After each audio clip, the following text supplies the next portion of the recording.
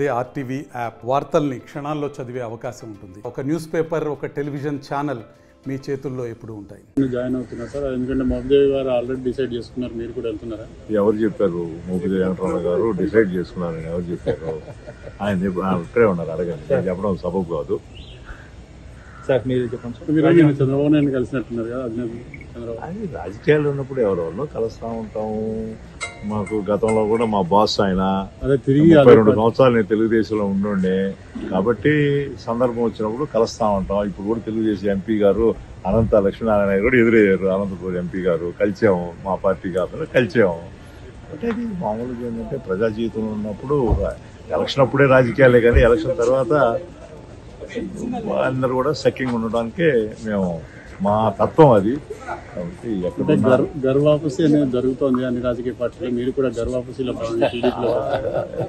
గర్వాపసి అయితే మాకు కూడా అందరూ వచ్చిండేవాడు కదా. తెలుగుదేశం పార్టీ ఎన్డీఏ పార్టనర్స్ అందరూ కూడా ఈ రోజు రాజీనామాకి మాకు కూడా వచ్చిన్నారు కదా. ఎవరు లేరు కదా. నేను స్వచ్ఛందంగా మీ ఇద్దరం వచ్చి రాజీనామా సమర్పించుకున్నాం. ఎందుకు సార్ అంత స్వచ్ఛందంగా రాజీనామా సమర్పించాల్సిన కారణం? ఇంకా దాదాపు వ్యక్తిగత కారణాలు చెప్పాం కదా, మా వ్యక్తిగత కారణాలు. అంటే రాజ్యసభ కొనసాగడం ఇష్టం లేదా, వ్యక్తిగత కారణాలు అంత ప్రజలకు దూరం అవుతున్నారని భావిస్తున్నారు? వ్యక్తిగత కారణాలు. మోపిదేవి వెంకటరమణ గారు అయితే ఆయనకి ఉండొచ్చు, ఆయన ఎప్పుడు ప్రజలతోనే ఉండాడు. నేనన్నా రాజ్యసభ లాస్ట్ టైం కూడా ఎంపీగా పోటీ చేశాను 2019లో. నాకు ఇక్కడ ఢిల్లీలో రాజకీయాలన్నా జాతీయ రాజకీయాలన్నా కూడా చాలా కొంచెం నాకు ఇంట్రెస్టింగ్ ఉంటుంది. కాబట్టి నేను ఢిల్లీలో మళ్ళీ అవకాశం ఏమైనా భగవంతుడు కల్పిస్తే మళ్ళీ వచ్చేదానికి ఎటువంటి అభ్యంతరకరం లేదు. అన్నగారు మాత్రం ప్రజలతో ఉన్నాడు ఎప్పుడు. ఆయన 22 సంవత్సరాల నుంచి ఎంపీపీగా, రకరకాల ఎమ్మెల్యేగా, మంత్రిగా, రాజశేఖర్ గారి దగ్గర మంత్రిగా ఉన్నారు, కిరణ్ కుమార్ రెడ్డి గారు మంత్రివర్గంలో ఉన్నారు, రోషి గారి మంత్రివర్గంలో ఉన్నారు, జగన్మోహన్ రెడ్డి గారి మంత్రివర్గంలో ఉన్నారు. అన్ని రకాల ఆయన కింద స్థాయి రాజకీయ స్థాయి నుంచి వచ్చారు.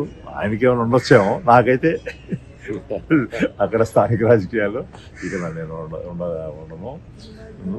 ఇప్పటికే మా సోదరుడు పేద రవిచంద్ర కూడా ఉన్నారు కాబట్టి. అంటే రాజ్యసభలో వేదమస్తానరావు గారి స్థానం మారుతుందా, అంటే పార్టీ స్థానం రెండు మారితే కాలం నిర్ణయించాలి. మిత్రుడు మస్తానరావు గారు చెప్పినట్టుగా మా రాజీనామా లేఖల్ని రాజ్యసభ చైర్మన్ గారు, ఉపరాష్ట్రపతి గారిని కలిసి సమర్పించడం జరిగింది. వారు సాంప్రదాయబద్ధంగా కొన్ని ప్రశ్నలు వేయటం, వాటన్నిటిని కూడా మేము మనస్ఫూర్తిగా అంగీకరించడం జరిగింది. తదనంతరం మా రాజకీయ భవిష్యత్తు ఏంటనే దాని మీద నేను సపోర్ట్ చేయడం. టీడీపీ అనే ఒక ఆలోచన కూడా ఉంది అన్నారు. నేను ఆల్రెడీ అనౌన్స్ చెప్పాను. దీంతో దాపరికం లేదు. దీంట్లో జరుగుతున్న పరిణామాలను బట్టి నిర్ణయం తీసుకోవడం జరుగుతుంది. సార్, మీకు వైఎస్ఆర్సీపీలో అన్ని అవకాశాలు ఇచ్చినాయని మీరు పోవడం కరెక్ట్ కాదనేది ఒక చర్చ జరుగుతుంది. ఒకటి, రాజకీయాల్లో ఇలాంటివైనటువంటి సర్వసాధారణం.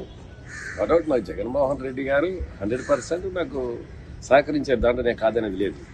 కానీ కొన్ని అంశాల్లో, మరి కొన్ని సందర్భాల్లో, కొన్ని పరిస్థితులు బట్టి కొన్ని డిఫరెన్సెస్ వచ్చినాయి కాబట్టి వాటిని దృష్టిలో పెట్టుకుని నేను ఈరోజు ఈ నిర్ణయం తీసుకోవడం జరిగింది. మీరు అధికారంలో ఉన్నప్పుడు పోలే, ఇప్పుడు అధికారం పోయిందని పోతున్నారు. నేను మార్నింగ్ మీడియాలో కూడా చెప్పడం జరిగింది. నా రేపల నియోజకవర్గం నాకు ఎప్పుడు కూడా మొదటి నుంచి కూడాను నియోజకవర్గ ప్రజలతోటి అందుబాటులో ఉండాలనేటువంటిది నా ఇంట్రెస్ట్. నేను ఎప్పుడు కూడా రాజ్యసభ అనే దాని మీద ఎప్పుడు పెద్ద ప్రయారిటీ ఇచ్చడం కాదు. అలాంటి పరిస్థితుల్లో కాన్ఫరెన్స్ ఇన్ఛార్జిగా ఉన్న నేను అనేక కార్యక్రమాల్లో నిరంతరం పబ్లిక్తో ఉన్నప్పుడు, మొన్న జరిగినటువంటి ఎన్నికల్లో అభ్యర్థిని నిర్ణయం చేసే దాంట్లో జగన్మోహన్ రెడ్డి గారు వేరే అభ్యర్థిని నిర్ణయం చేసిన అభ్యర్థి కూడాను నాకన్నా సమర్థుడైతే నేను మనస్ఫూర్తిగా స్వాగతించేవాడు.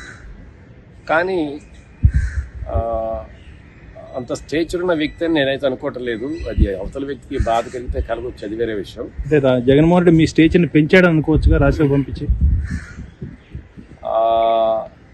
ఆయన నిర్ణయం చేసినప్పుడే కేడర్ నాయకత్వం అంతా కూడా నియోజకవర్గ స్థాయిలో దాన్ని కొంత వ్యతిరేకించడం జరిగింది. అప్పుడే పార్టీకి దూరం అవుదాం అని చెప్పిన కూడా ఒత్తిడి రావడం జరిగింది.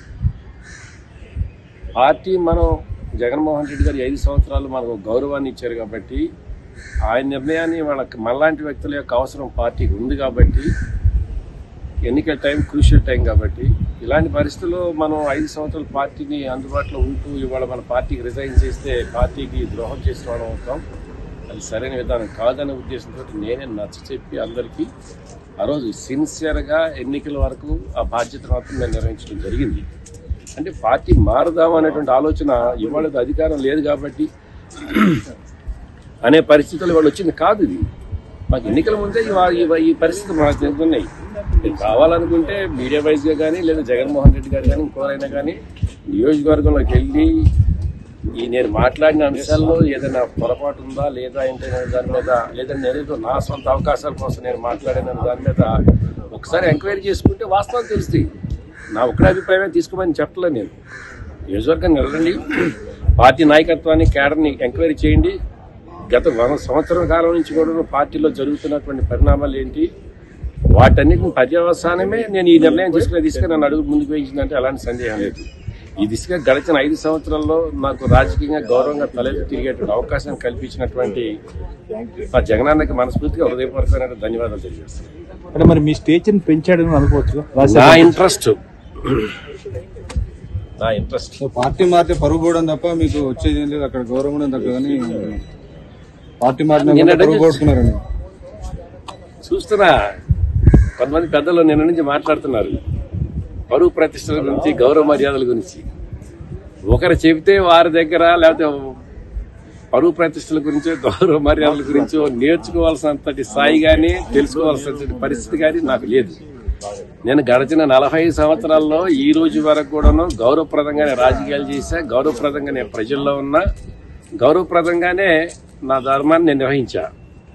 ఇవాళ నేను తీసుకున్న నిర్ణయాన్ని దీనివల్ల గౌరవం పోద్ది, ప్రజల్లో పలచబడతారంటే అంటే ప్రజల్లో చూసుకుంటా నాకు గౌరవం పెరిగిద్దా పలచబడిద్ది అనేది ప్రజల్లో తెలుసుకుంటాను.